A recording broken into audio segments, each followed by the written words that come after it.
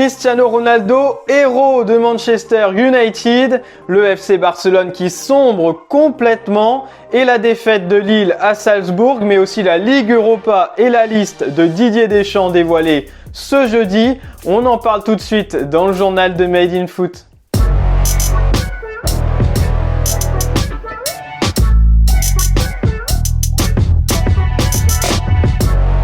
Le LOSC n'y arrive pas en Ligue des Champions. Pour son 40e match dans la compétition, le club lillois s'est incliné hier soir à Salzbourg sur 2 pénaltys inscrits par Karim Adeyemi. Burak Yilmaz a réduit le score sur coup franc, mais insuffisant pour les Dogs qui sont derniers de leur groupe après 2 journées. Et surtout, cette terrible statistique qui n'augure rien de bon. Sur les 40 matchs disputés dans son histoire en Ligue des Champions, Lille n'en a remporté que 6 pour 14 nuls et 20 défaites. Seuls le Dynamo Zagreb et le Steaua Bucarest font pire. Dans 15 jours, l'équipe de Jocelyn Gourvenec recevra le FC Séville pour enfin lancer son aventure européenne. Le Barça traverse une crise sans précédent, ou presque. Hier soir, le club catalan a sombré face à Benfica. Une défaite 3-0, la deuxième après celle infligée par le Bayern Munich il y a 15 jours, exactement sur le même score. Résultat, les Blaugrana se retrouvent derniers de leur groupe, avec déjà 4 points de retard sur le deuxième. Ce n'est que la 3e fois de son histoire que le FC Barcelone débute une campagne européenne par 2 défaites. La dernière fois, c'était lors de la saison 1972-1973. Et cette nouvelle déroute du Barça fait forcément les gros titres en Espagne. Marca parle d'un sinistre total.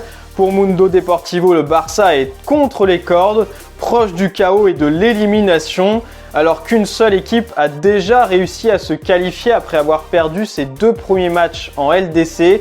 Il s'agit de l'Olympique Lyonnais en 2007-2008. Pour Sport, l'avenir de Ronald Koeman tient désormais à un fil. Après la rencontre, l'entraîneur barcelonais n'a pas caché qu'il se savait menacé. Ma position, je ne peux que parler de mon travail avec l'équipe. Je me sens soutenu par mes joueurs, mais par le club, je ne sais pas. À l'image de Gérard Piqué, sorti au bout d'une demi-heure de jeu hier soir, le Barça est complètement dépassé en ce moment. Alors l'arrivée d'un nouveau coach peut-elle suffire à redresser la situation? Donnez-nous votre avis en commentaire. C'est l'image de cette soirée en Ligue des Champions. Cristiano Ronaldo a offert la victoire à Manchester United à la dernière minute face à Villarreal. Son 136e but dans la compétition, le jour où il est devenu le joueur le plus capé de l'histoire de la Coupe aux grandes oreilles avec 178 matchs.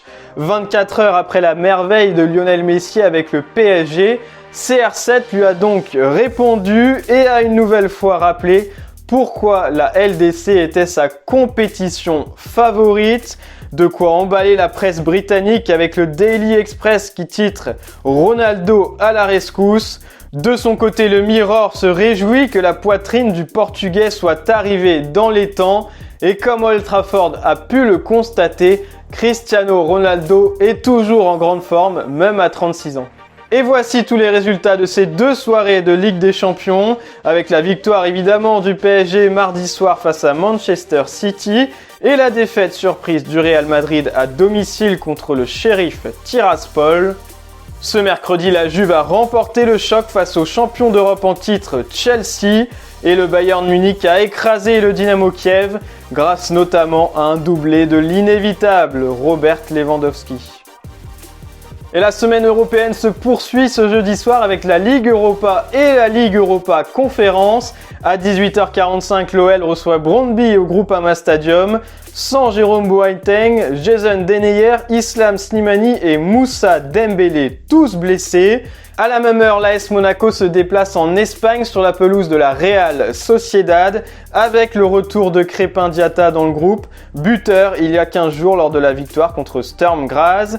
À 21h, le Stade Rennais, après son nul contre Tottenham, va sur le terrain du Vitesse Arnhem aux Pays-Bas en Ligue Europa Conférence. Lovro Madjer et Jérémy Doku manquent toujours à l'appel. Dans le même temps, l'OM reçoit Galatasaray dans un match qui s'annonce bouillant. À noter le grand retour dans le groupe d'Arkadiusz Milik, victime d'une blessure au ménisque du genou gauche en fin de saison dernière. Le Polonais n'a pas encore disputé une seule rencontre cette saison.